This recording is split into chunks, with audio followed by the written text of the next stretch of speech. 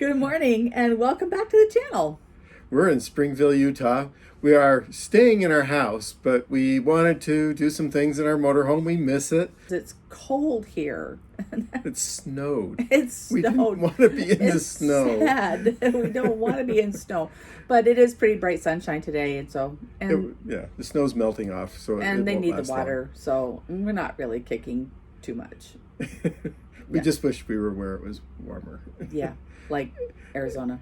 Anyway, speaking of Arizona and California, when we planned our Southwest trip, it was definitely our intention to go to Death Valley National Park, which we did. I'll link that video right there. Link in the video. One of the things we like about RV travel is that along the way, you find things you didn't know existed. And that's what this video is about. Something we discovered along the way. Today our video is about Rhyolite, Nevada, which is a ghost town, and about Beatty, Nevada, the little town about 5 miles away. We did stay in Beatty, in the Beatty RV park, and we'll talk about that at the end of the video, so make sure you watch all the way to the end. If this is the first time you've been here, be sure to like this video, and be sure to, please do like us too, that'd be great. Like this video and subscribe, hit that notification bell so you don't ever miss a thing, because we've got some really fun things planned. So without any further ado, let's jump into Rhyolite.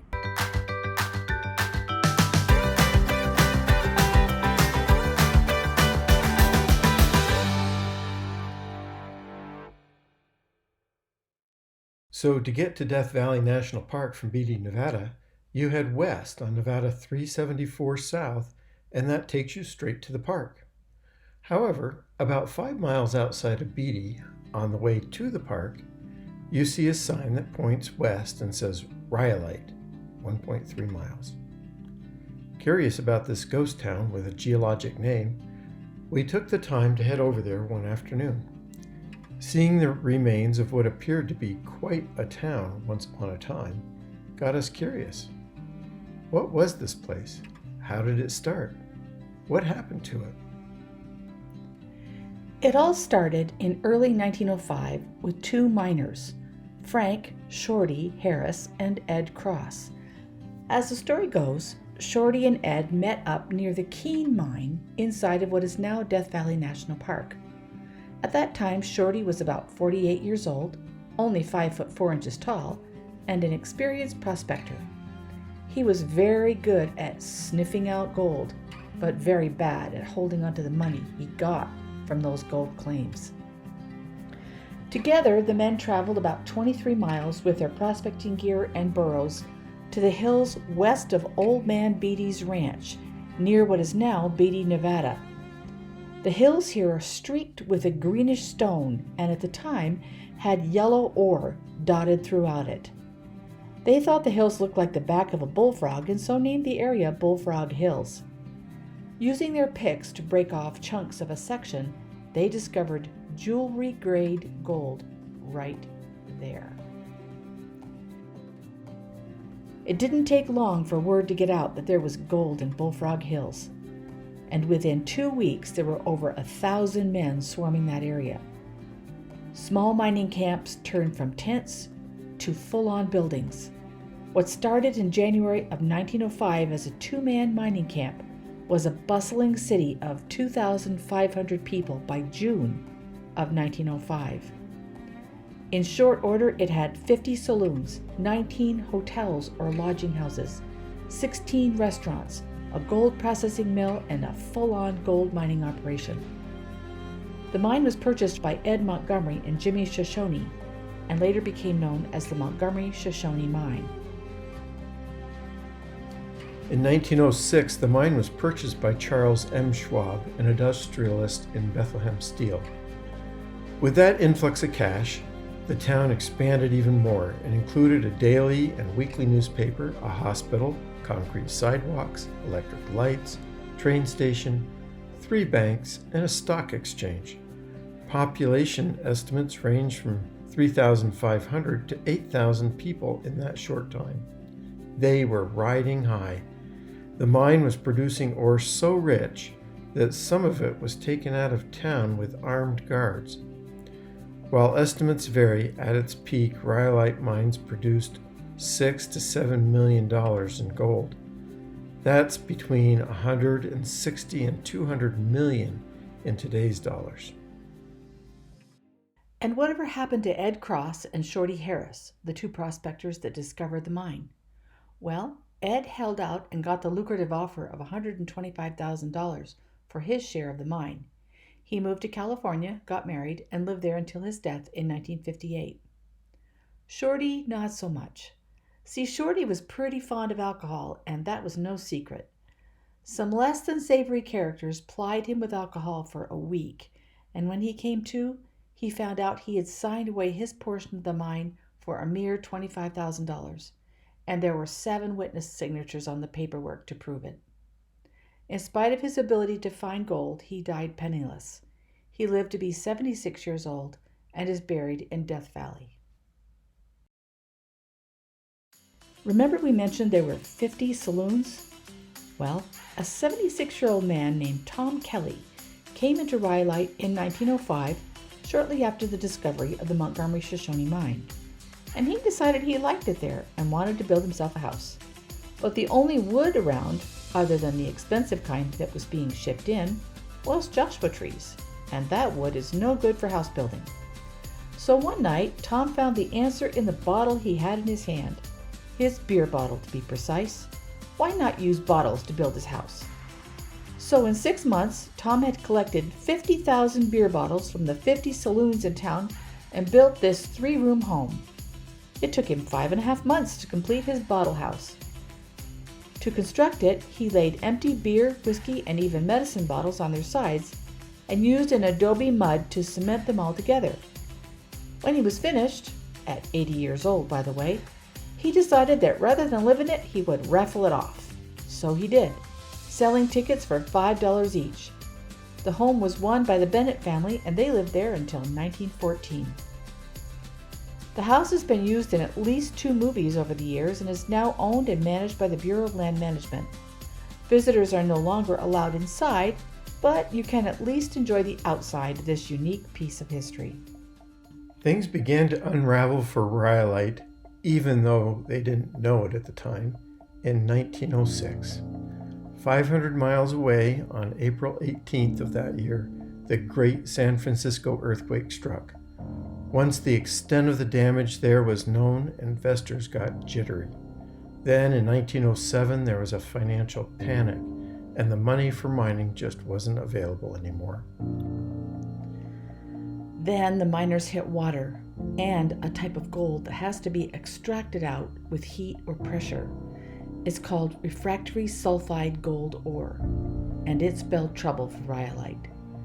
See, the gold they were mining before was the easy kind. You could dig it out with hard work, but this kind required more money and more equipment.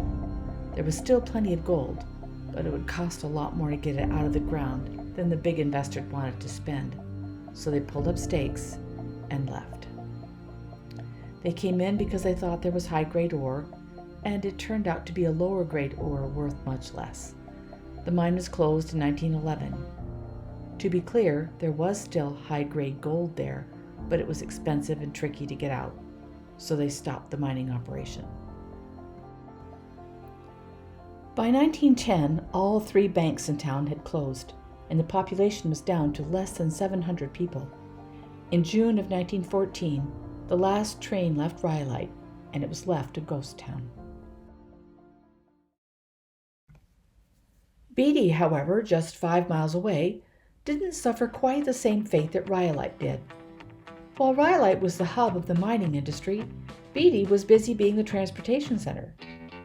Beatty is named after Old Man Beatty, otherwise known as Montillus Murray Beatty, a Civil War vet and miner that came to the area and built a ranch on the Amargosa River, just north of what would become the town of Beatty.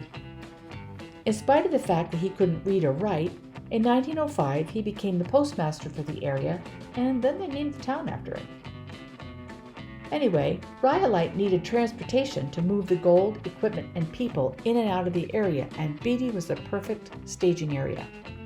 Railway, horse-drawn, and even auto services like Uber and Lyft today drove people and things in and out of the area. Even after Rhyolite drifted into a ghost town, Beatty was able to keep going. They grew slowly throughout the 20th century, getting power around 1940 and phone service after World War II. There was a brief resurgence in the 1970s of gold mining, but that stopped again in 1998. Again, though, Beatty has hung on. Today, Beatty is a plucky little town that bills itself as the gateway to Death Valley, and so it is. Local economy includes a little mining still, tourism, especially for Death Valley National Park, gambling, and some retail. There are a few restaurants in town. Most are a little on the quirky side, but they're okay. The museum in Beatty is a treasure trove of artifacts from the past. Some of the items displayed are from the Native American Shoshone tribe that has inhabited the area for hundreds of years. Other items are from the heyday of Rhyolite, household items, toys, clothing, etc. The museum itself is open daily from 10 a.m. to 3 p.m., but do check before you go, and I have a link in the description. Admission is free, but they do accept donations. And while it's not a hands-on museum, there is something there for everyone. Now let's talk about the RV park. The park itself is gravel, there's no grass, but level and has 50 amp service and full hookups for only $25 a night or $150 for a week. The only drawback was the road noise. There is constant road noise from trucks zooming past the park on Route 95. Surprisingly, the road noise wasn't bad at night, but during the day it could get really annoying, especially if you're a video creator that does voiceovers, like us. We resorted to getting in the car and heading into town. We found the parking lot of the Church of Jesus Christ of Latter-day Saints building there in Beatty. It was quiet, and I was finally able to get the voiceover work done. We were frankly surprised to find a branch of our church there, because the town is so small. And even more surprised on Sunday morning when we discovered some good friends from Utah were also visiting Death Valley and came to church that morning. Who knew? But Beatty did tell us they were the gateway to Death Valley. So there you have it, a tale of two towns. One that boomed and busted in less than a decade, and one that grew more quietly and is still there, over 100 years later. If we've learned anything over the last 2 months, it's how fast things can change. Remember, Ed and Shorty found the gold in January of 1905. Less than 18 months later, the San Francisco earthquake changed everything for the town that grew from the gold rush.